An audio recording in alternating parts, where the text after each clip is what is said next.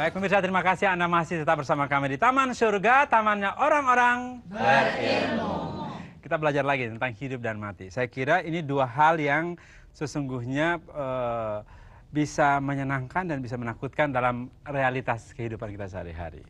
Kita mesti tanya ke Pak Kodes bagaimana informasi tentang hidup dan mati. Hidup dan mati itu hal yang menyenangkan atau menyedihkan menurut Al-Quran? Kalau mau senang, betul-betul mau senang, harus mati. Karena dengan mati kita dapat hidup. Nah, iya kan? Kalau hidup di sekarang ini belum terlalu senang. Masih pernah susah enggak? Pernah takut tidak? Ada suatu hidup tidak ada sedih, tidak ada takut. Wow. Ada suatu hidup yang tidak memerlukan suatu alat atau sebab untuk mewujudkan apa yang kita inginkan.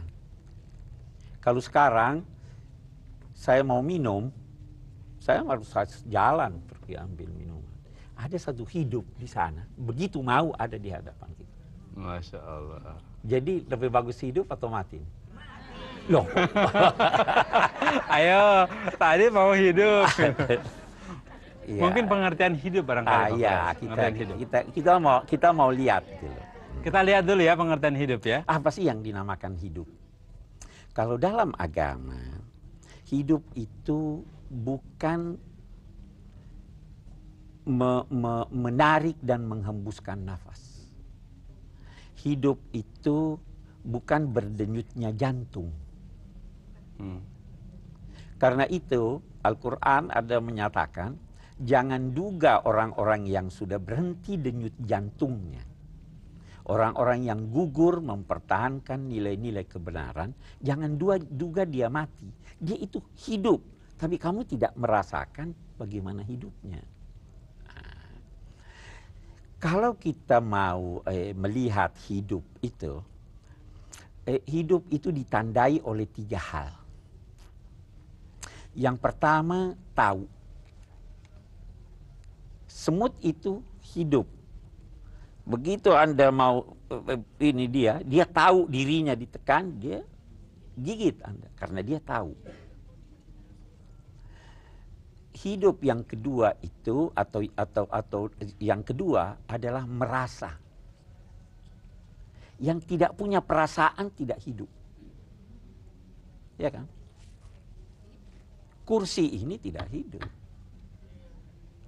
Yang ketiga, gerak. Semakin banyak orang tahu, semakin mulia yang dia tahu, semakin berkualitas hidupnya. Ya kan? Kalau saya kenalan dengan orang-orang gelandangan yang tidak berilmu, yang tidak berprestasi, hidup saya tidak berkualitas. Kalau saya tidak giat melakukan pergerakan ke kiri dan ke kanan, melempem di rumah aja, ya itu hidup, tetapi hidupnya tidak berkualitas. Ya toh? Kalau saya tidak punya perasaan, tidak peka pada orang, kalau kita di dunia ya, ada orang sakit, ada bencana, ada ini, tidak ada kepekaan, itu kualitas hidupnya buruk. Itu arti hidup. Nah, hidup ini kita alami bertingkat-tingkat. Kita pernah hidup dalam perut. Hidup enggak itu bayi? Ya. Tetapi kualitas hidupnya sangat terbatas. Geraknya bagaimana? Terbatas. Muter. Yang dia tahu terbatas. Yang dia rasakan terbatas. Sebenarnya hidup dalam perut ibu itu persiapan untuk hidup selanjutnya.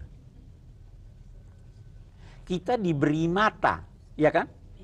Kita diberi mulut, tetapi mata kita belum berfungsi.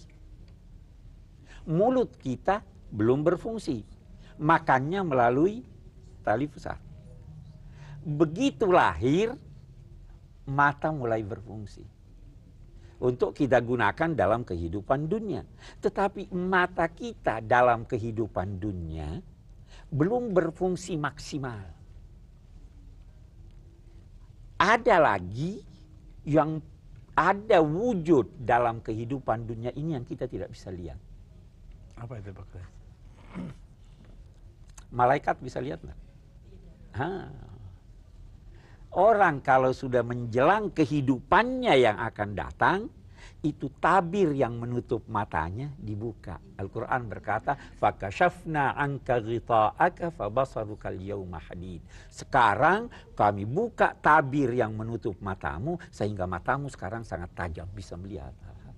Jadi di sini nih persiapan ini. Itu simbolik atau memang benar-benar. benar? Buktinya ada orang yang mati itu menjelang kematiannya dia sudah lihat, oh itu ada saya punya keluarga datang menjemput saya. Itu matanya udah terbuka. Nah, jadi sarana kehidupan ini itu disiapkan oleh Allah Subhanahu wa taala, mempersiapkannya pertama di Janin. Waktu janin. Orang lahir. Kelahirannya ini ada periode-periodenya. Hidup di dunia ada periodenya.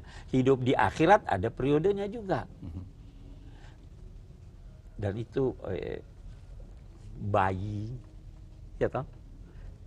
Jadi remaja, jadi dewasa, jadi tua. Ada sesudah tua? Tidak. Ada itu ada diatur oleh sementara pakar usia seseorang. Ya. Kapan orang dimulai usia remaja, usia muda itu mulai kapan? Usia dewasa itu kapan? Usia tua itu kapan? Orang yang sampai 70 tahun itu sudah tua namanya. Tapi kalau lebih 70 sudah tua bangka. Saya kira begitu. Baik, Pak Kulas tadi menarik. Jadi tadi hidup adalah sesuatu yang membuat kita tahu, merasa, dan kita bergerak. Ya. Tadi dicontohkan tentang semut. Pasti ini ada kisah-kisah juga berkaitan dengan semut menyangkut kehidupan yang bisa kita pelajari dari Oh, banyak sekali. Kaitannya dengan hidup kita yang harus punya manfaat. Betul, banyak sekali. Oh, banyak sekali. Dalam Quran ada disebut tentang semut dan bagaimana mereka merasa.